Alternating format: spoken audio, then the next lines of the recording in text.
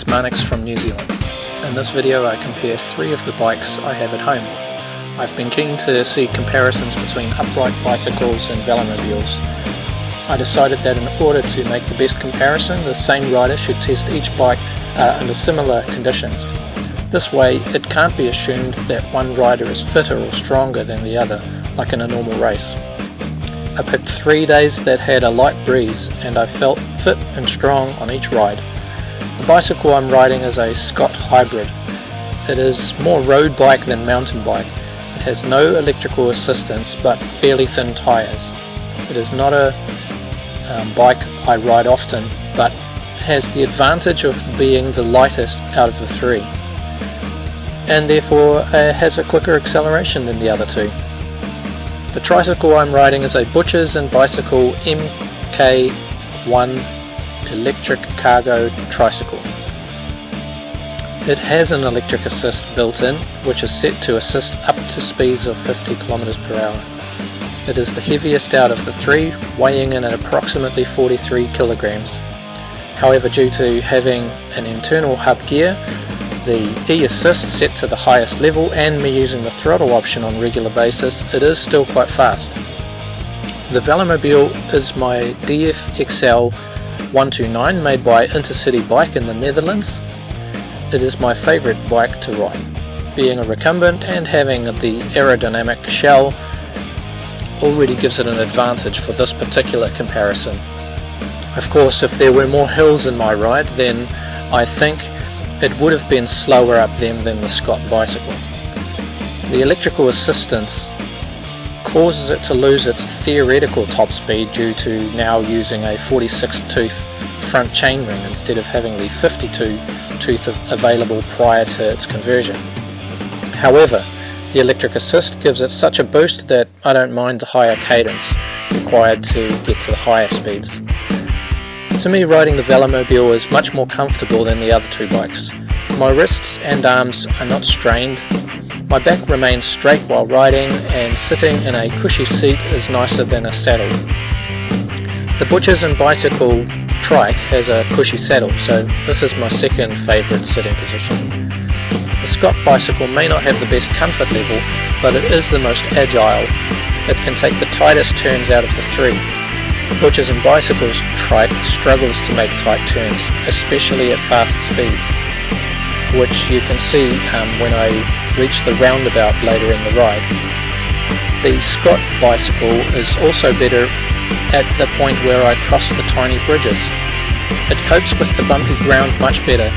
Normally I use the Butchers & Bicycles Mark 1 electric cargo bike to take my kids somewhere or to haul stuff.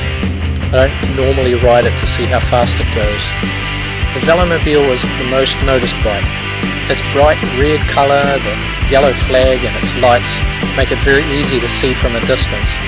It and the Trike seem to be given more space by passing cars than the Scott bicycle. The Velomobile is the easiest to learn to ride. Having 3 wheels means you don't have to learn to balance the bike. I feel the bicycle is easier than the tricycle to learn to ride. It takes a little bit of getting used to the steering of the tricycle. When it comes to possibly falling or crashing off any of these bikes, I feel the safest in the Velomobile.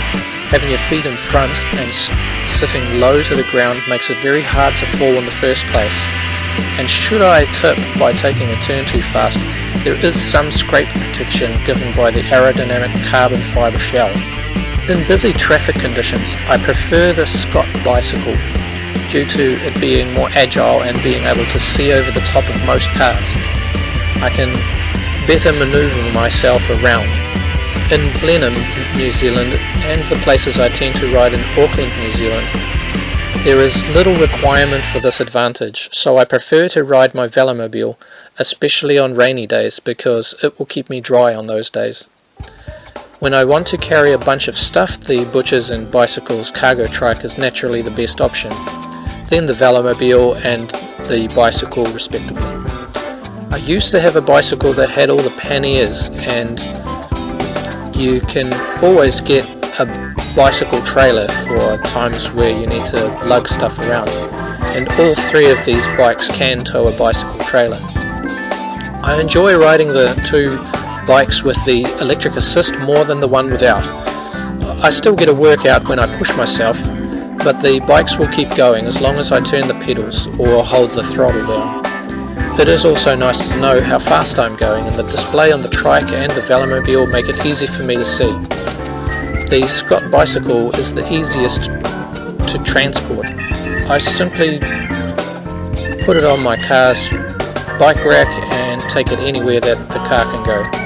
The Velomobile is also fairly easy to transport using my car roof rack. Due to the aerodynamic shell of the Velomobile, I can drive my car at 100 km per hour with the Velomobile tied to the rack, and I would barely even notice. The Butchers and Bicycles Trike is a bit harder to transport. It's not suitable to put on the roof rack due to its weight, so a car trailer is required. To get maximum speed out of the Scott bicycle, I would have to lube the chain regularly. The Butchers and Bicycle Trike uses a belt, so that's easy, and the DF Velomobile barely ever needs lubrication, as the chain is almost unexposed to the elements. The tyres I use on my bikes are best for durability, so each one would be significantly faster if I used racing style tyres. The bicycle and the tricycle are the easiest to adjust for different sized people. It is possible to adjust the DF-xl Velomobile for people of different sizes, but it takes a bit more effort. From a social point of view, I prefer the tricycle and the Velomobile, because when I use them, people often stop to chat with me about them and so on. Obviously, the cost of the Scott bike is better than the other two. A new bicycle might cost around 800 to 1500 New Zealand dollars, whereas the others cost around 9,000 to 14,000 New Zealand dollars. And of course, the benefit of any bike is the low ongoing costs. Repair and maintenance is very cheap, and none of them require a warrant of fitness or a registration. The Velomobile and the Trike use some electrical power, but this cost seems insignificant to the fuel I pay to get a car to the same sort of locations. I try to use my bikes as much as possible where it's practical to do so. I have had upright bikes since I was a boy, but I have only had my Velomobile for a few months. I understand that it takes a while for my leg muscles to adjust to riding the Velomobile, but so far I feel like it's the fastest around. I looked into several models of Velomobile when I was choosing which one to buy. The Quest, the Wow, the Mango Sport, the Orca, the Go One Evolution, Go One Evo R and K, and the DF, and even the Velotilt were all Velomobiles I considered, and my favourite one was the Go One Evolution. Unfortunately, the Go One Evolution was possibly not being made anymore, and only the Go One Evo R was, which was a smaller version. So I settled with the DF-xl, intending to put an electric assist in it to help me up the New Zealand hills and eventually get an internal gear like the pinion gearbox. I bought the cargo trike to help my wife, who was needing a way to get around for a year or so whilst recovering from surgery. She is a podiatrist and has a Blenheim Podiatry Clinic and a Picton Podiatry Clinic. She also does home visits, so she used the cargo trike to do her home visits near town simply by putting the podiatry equipment in the front container area and then cruising to the nearby address using the e-assist on her trike. These days it's more me that uses it, and I love it. My original upright bike was fantastic. It had panniers and mudguards and a seat to take my daughter for rides. Unfortunately, it was stolen, so the hunt for a better bike began. I'm not by any means a serious racing cyclist, so I fell in love with e-bikes pretty quickly. But I was hoping to get something that would keep me dry, and so I eventually found Velomobiles on the internet. I researched them for a long time and also started to save towards being able to buy one. It takes a few months from the time you order to getting it home, and in my case significantly longer before I was able to ride mine, due to being away at sea with my work and some difficulty experienced by the New Zealand courier company.